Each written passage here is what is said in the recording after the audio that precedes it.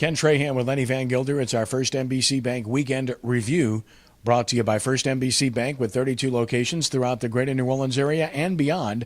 That's First NBC Bank, proud sponsor of SportsNOLA.com. Busy weekend on many fronts. Of course, the NFL draft taking the top headlines across the nation, and certainly here with the Saints as well. And Lenny, the verdict is in for who the Saints picked. The verdict won't be in terms of how they fared until much later, but they certainly address needs. I think everyone will agree with that. And on a personal level, I certainly like their first two selections. I agree. And I think you hit the nail on the head about this is going to take a while. This is not unlike what we deal with in the first week of February with National Signing Day. Everyone is happy about their draft class, about their undrafted free agent class. And obviously, we've talked about the real impact of this weekend could be some of the guys that the Saints are able to pick up as undrafted free agents, because that is where they have made their mark, maybe more so than any other team in the National Football League in the Sean Payton, Mickey Loomis regime here over the last 8 years. They've been able to identify those guys. Who will be, the next guy that comes out of that group and become a significant player on this team? Only time will tell. Is it the running back from Sam Houston State, Flanders, where they've seemingly uncovered diamonds in the rough now for years? Perhaps. Is it someone else? Again, only time will tell. These guys have never even put on an NFL jersey, nevertheless pads, nevertheless a game situation. There's a long way to go to determine what the impact of this weekend over the last 4 days will be down the road. Much made about the guys coming off of injuries, knee injuries that they selected, and the likelihood is that maybe one of these guys, if not two or three, would have been selected higher were it not for injuries. Now, keep in mind that two of them had those injuries in 2012 as compared to 2013. So I think you have to understand that they're a year removed from that as we speak. The other, Sinceri, coming off of a knee injury. And in terms of the top two picks, elite qualities, elite speed with the first-round pick, elite size with the second-round pick, and at positions of need. Saints have suddenly transformed themselves, Lenny, as I wrote, from being a team that was a plotting team as a wide receiver group in terms of speed 2 years ago to suddenly a fast team. And then defensively on the back end, from being a nomadic back end to being a big back end, which is very clearly the trend these days. Well, this is a copycat league. It has been for a long time. Who won the Super Bowl last year? The Seattle Seahawks, with a massive secondary, with big guys back there. Saints did a lot to address that with the pick of Jean-Baptiste in the second round. And you've already got Keenan Lewis, who's 6'1", 208. So just picture those two guys matching up with bigger receivers. Right, and you're going to get some other guys, healthy again. That's going to become suddenly, an area that once upon a time was not a strength of this team is slowly trying to become a strength of this team in terms of, like you say, the size, the depth, how they've reworked the safety position over the last 2 years. It's it's going to be fun to watch that area develop here as we lead up to September. I agree. And as recently as 2012, Devery Henderson had slowed down quite a bit. You had Lance Moore, a possession guy, Marcus Colston, a possession guy. Now you've got Stills who can run, Meacham who can still get down the field. Obviously, you've got the new kid in Cooks, and you got Joseph Morgan coming back who has elite speed if he makes the team. So, again, that's the kind of vertical you're looking for to open things up for Jimmy Graham, to open things up underneath for running backs and beyond. Exactly. That's going to be a very big part of, and that Sean Payton is just craving the idea of having more different kinds of parts to be able to plug in terms of those skill positions. And you brought up Jimmy Graham, obviously. One of the other stories here in the last few days is that is indeed going to there's going to be an arbitrator involved. A grievance has been filed in terms of his franchise tag and how that will all play out. I think at the end of the day, you've got that July 15th deadline. That's the next big date to look at, a little over 2 months from now, for the two sides to agree on a multi-year deal, or else he has to play under the tag in 2014.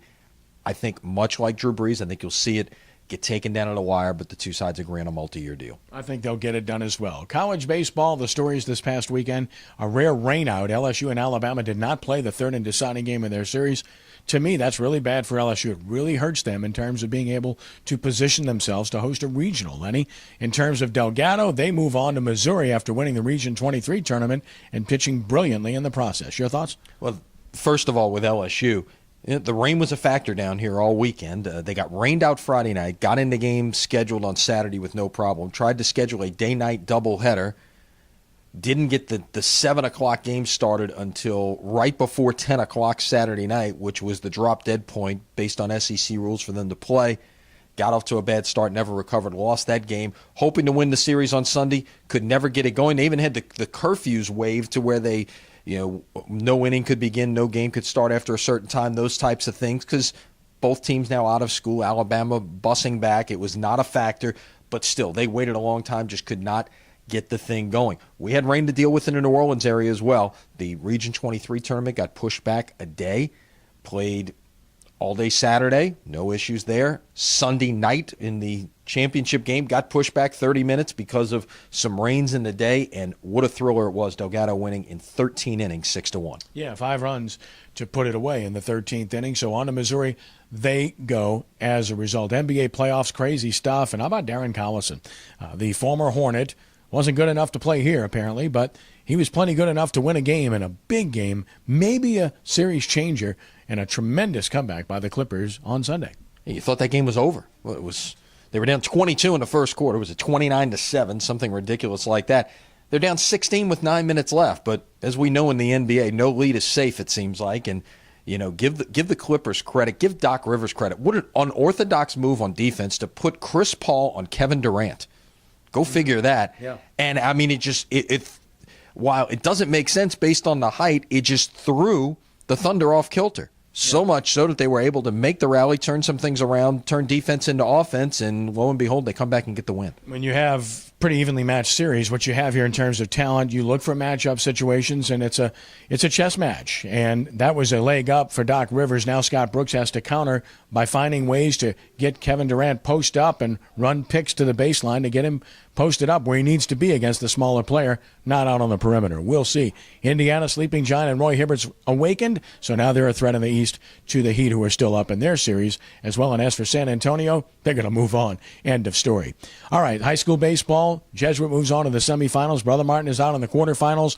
And, of course, the other classes resuming here today and tomorrow to determine who goes to Sulphur this weekend. Yeah, big game for John Curtis on Monday against Parkview Baptist at home. The one thing about the 5A bracket, and the seeds did not completely hold. We'll have a 1, a 3, a 5, and a 10 playing in the semifinals in Sulphur.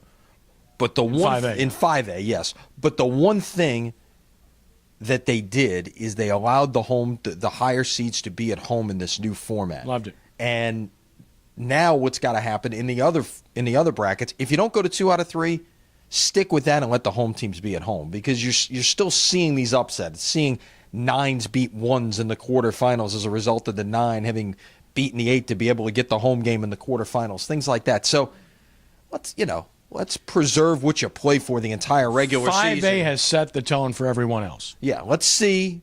This was an interesting experiment this year. Let's see what the ramifications are going forward in terms of whether we're going to see more 2 of 3 series, if we're going to see the home teams be able, or the higher seeds be able to play at home. Like you say, a lot of ramifications in play based on this 5A experiment. Zephyrs, of course, hitting the ball better of late, and you hope that continues. Yeah, starting to swing it. And a lot of times it's just a matter of getting away from Zephyr Field, I guess, which is kind of cavernous. Of course, they got no hit last week by the Iowa Cubs, but getting on the road, getting back after it, a lot more hitter-friendly ballparks than what is here in New Orleans, which historically is one of the 10 best pitching ballparks in all of minor league baseball. So, I'm sure those Zephyrs bats enjoy the idea of being able to get out on the road. The pitchers, maybe not so much. Yeah, and in terms of the voodoo, 4 straight losses, got beat 79-60 at Philadelphia. Broken record, 5 more turnovers. Just unreal that you have 32 turnovers in 7 games.